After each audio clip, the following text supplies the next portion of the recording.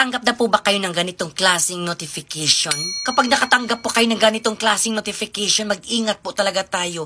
Lalong-lalo na sa mga baguhan na nagsisimula pa lang dito na walang kaalam-alam. Pero ang alam ko dito mga kanash ha, ang balak talaga nila ay itong mga big content creator. Sa mga nagsisimula pa lang dito sa mundo ng pagre-reels, dapat ngayon alam mo na to. Para pagdating ng araw, makakaiwas na po talaga tayo sa mga ganitong klaseng sitwasyon. Kapag nakatanggap po kayo ng ganitong klaseng notification, kapag pipindutin po natin ito, ay ganito po yung lalabas, ganitong itsura. Your page has been restricted from others to see. If you think we restricted by mistakenly, you can submit request for review here.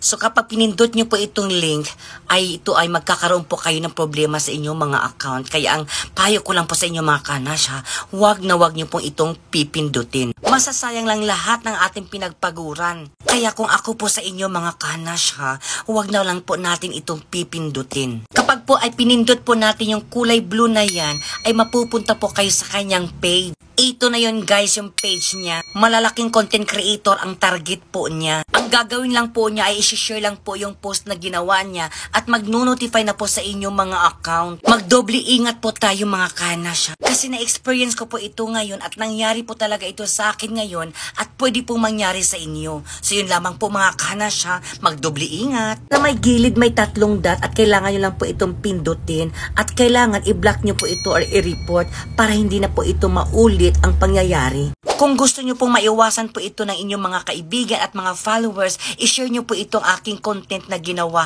at para naman po makaiwas po sila. So yun lamang po, don't forget to follow and thank you.